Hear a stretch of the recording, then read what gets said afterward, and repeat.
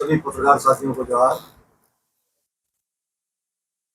लगातार 3 दिनों की मैराथन वार्ता के बाद बहुत सारे बिंदु ऐसे थे जिन बिंदुओं पर सरकार ने बड़ी उदारता दिखाते हुए कल के प्रस्तावित आंदोलन को,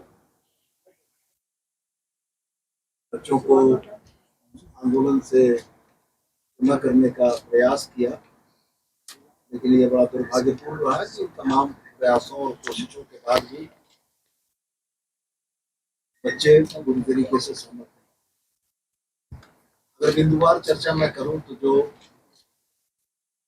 जिन बातों पर लगातार इन 3 दिनों के अंदर में चर्चा हुई है उसमें प्रमुख बिंदुओं को 3 भागों में बांटा गया है। पहला बिंदु जांच से संबंधित था, दूसरा बिंदु संदिग्ध परीक्षाओं के कैंसिल करने या रद्द करने से संबंधित था, और तीसरा बिंदु रिफॉर्म्स का था कि जिन चीजों के चलते एसओपी के वजह से या जिन त्रुटियों के चलते या परिस्थितियां उत्पन्न हुई थी उन परिस्थितियों को इस तरीके से करके समाधान किया जा सके। सबसे पहला जो विषय जांच का था,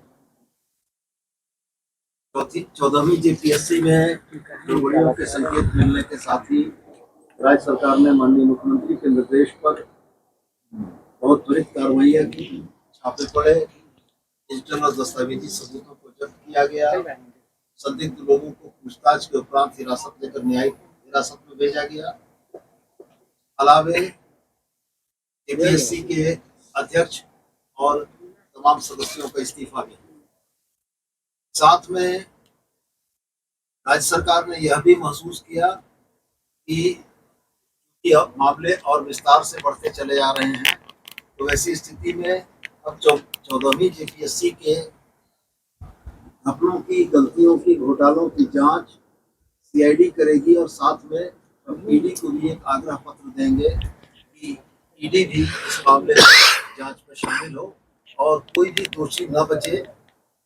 किसी भी परिस्थिति में किसी दोषी को बचाने की सरकार की मंशा नहीं है। दूसरा विषय परीक्षाओं के रद्द करने से संबंधित था। परीक्षाओं को रद्द करने से संबंधित 14वीं जेपीएससी बैकलॉग 23, बैकलॉग 25 जिसके साथ ही होने वाली थी, इन परीक्षाओं को रद्द करने पर सरकार सहमत थी। अलावे इसके टीडीपीएल संस्था जिसके ऊपर ये सारे आरोप हैं, उन आरोपों के मद्देनजर सरकार का यह मानना था कि टीडीपीएल के द्वारा कंडक्ट की गई सारी परीक्षाओं की एक व्यापक और विस्तृत जांच होगी, और अगर गड़बड़ियों के संकेत व्यापक मिलते हैं तो वैसी स्थिति में सम्यक निर्णय किया जाएगा। अलावे इसके छात्रों की तरफ से एक मांग और रखी गई थी। शुरुआत जेपीएससी के मुद्दे पर ही थी, लेकिन बाद में छात्रों ने इसमें सीजीएल के मुद्दे को भी जोड़ा।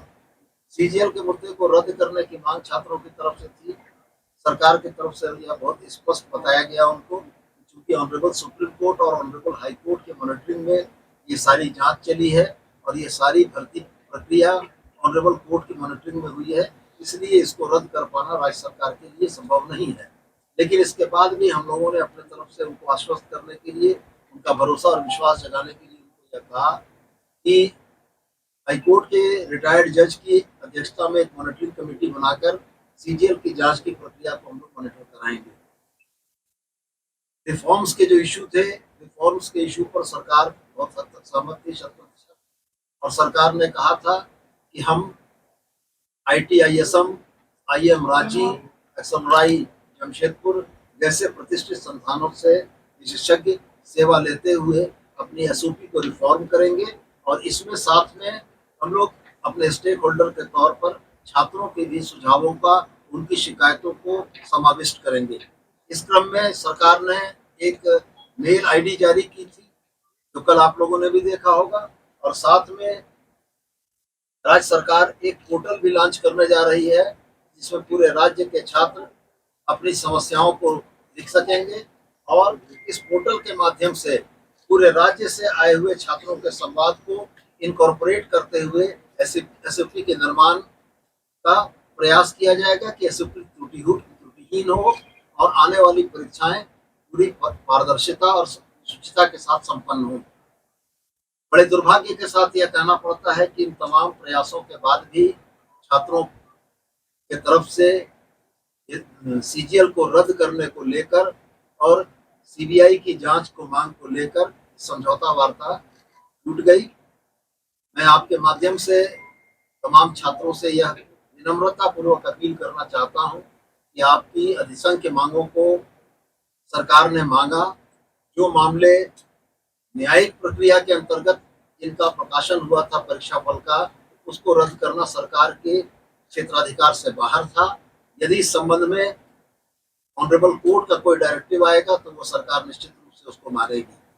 मेरा आपके माध्यम से तमाम छात्रों से, तमाम छात्र के अभिभावकों से, क्योंकि वो हमारे बच्चे ही हैं और बच्चे हैं, तो हम ये उम्मीद करते हैं कि वो बच्चे और उनके अभिभावक इस बात को बड़ी गंभीरता से लेंगे कि सरकार ने बच्चों की लगभग सारी मांगों को मानते हुए उनको आंदोलन के रास्ते से पर जाने से रोकने का प्रयास किया है। और मैं पुनः अपील करता हूं कि जब सरकार आपकी सारी बातों को मानने पर तत्पर है तो आपका आंदोलन में जाना कहीं से भी श्रेयस्कर नहीं है। अभी भी समय है। मैं आपके माध्यम से अपील करता हूं कि छात्र हठधर्मिता छोड़ें, इस बात की जिद को छोड़ें कि आंदोलन के जरिए ही हासिल होगा। मेरा यह स्पष्ट मानना है कि लोकतंत्र में संवाद के रास्ते ही समाधान निकलता है। आंदोलन उस परिस्थिति में होता है जब आपकी बातें सुनी न जा रही हो। जब सरकार आपकी बातें सुन रही है, सरकार के नुमाइंदे आपसे लगातार बातों को कर रहे हैं, तो फिर वैसी स्थिति में आंदोलन की बहुत आवश्यकता नहीं पड़ती है। तो मैं पुनः एक बार आपके माध्यम से छात्रों से अपील करते हुए ये जरूर कहना चाहूंगा कि कल के आंदोलन को स्थगित करते हुए वो वार्ता और समाधान के रास्ते पर वापस लौटें। सरकार उनकी लगभग सारी मांगों को मानने पर तैयार है और उनकी जायज मांगों के साथ सरकार खड़ी है। हम भी यह मानते हैं कि 14वीं जेपीएससी में टीडीपीएल के द्वारा जो गलतियां की गई हैं, उन गलतियों का खामियाजा दोषियों को भुगतना होगा। हेमंत सोरेन की सरकार कठोरतम कार्रवाइयों से पीछे नहीं रहेगी और आने वाले दिनों में ये राज्य नजीर प्रस्तुत करेगा कि हमने अपनी परीक्षा व्यवस्था, परीक्षा की प्रणाली को किस तरीके से सुदृढ़ किया है कि ऐसे सवाल न उठ सके। बहुत बहुत धन्यवाद।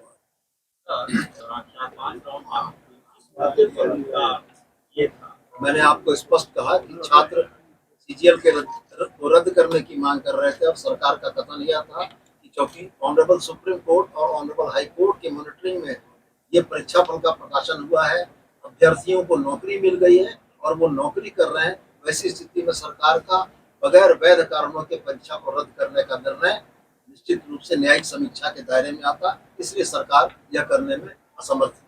मंत्री जी, क्या मानने की डायलॉग कब खत्म हो गया या अभी भी गुंजाइश है? मैंने अपील की है छात्रों से, छात्र के अभिभावकों से कि आंदोलन के रास्ते की जगह संवाद के माध्यम से समाधान का रास्ता चुने, यही ज्यादा बेहतर है। लोकतंत्र में इसकी सर्वाधिक जरूरत है। एक मेल जारी हुआ है सर, उसमें कुछ फीडबैक आ रहा है? बच्चे आंदोलन में आना शुरू हो गया है और आज ये पोर्टल भी हम लोग जारी कर रहे हैं, जिसमें सिर्फ मुराबादी या सिर्फ रांची न बल्कि पूरे झारखंड के बच्चों से फीडबैक लेंगे और उन बच्चों के फीडबैक को इनकॉर्पोरेट करते हुए हम लोग अपनी एसओपी का निर्धारण करेंगे और परीक्षा व्यवस्था को पारदर्शी और सुदृढ़ बनाएंगे।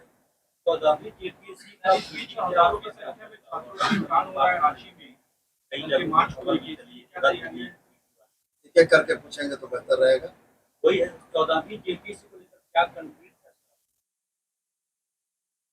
बताया आपको कि 14वीं जेपीएससी और बैकलॉग को रद्द करने पर सरकार ने सहमति प्रदान की है।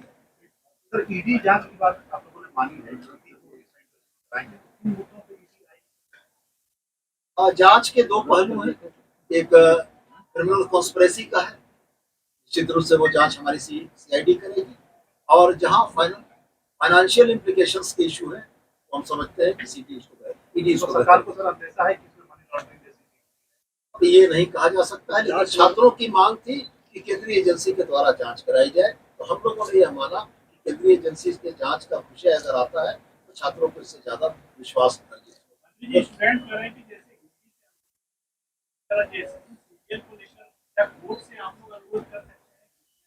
मैंने यह विषय छात्रों से भी कहा कि आपको कोर्ट से अनुरोध करना चाहिए। अगर कोर्ट के ऑनरेबल कोर्ट के कोई डायरेक्टिव्स आते हैं तो सरकार उसको मानने को व्यक्ति का कहना है कि हर जनता हम लोग नहीं कर रहे, सरकार कर रही है। क्या जांच पर सरकार की सत्ता है कि सीबीआई जांच से सरकार क्यों बनी? सीबीआई जांच के बहुत प्रत्यक्ष प्रमाण इस राज्य में सबने देखे हैं।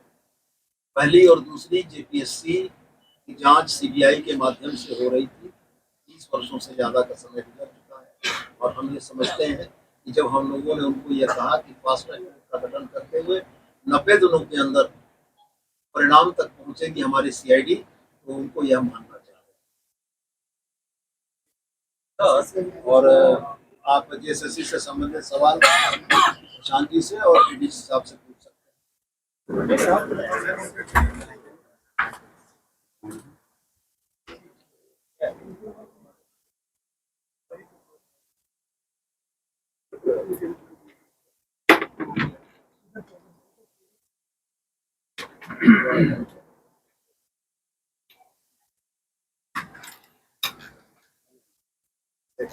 हैं।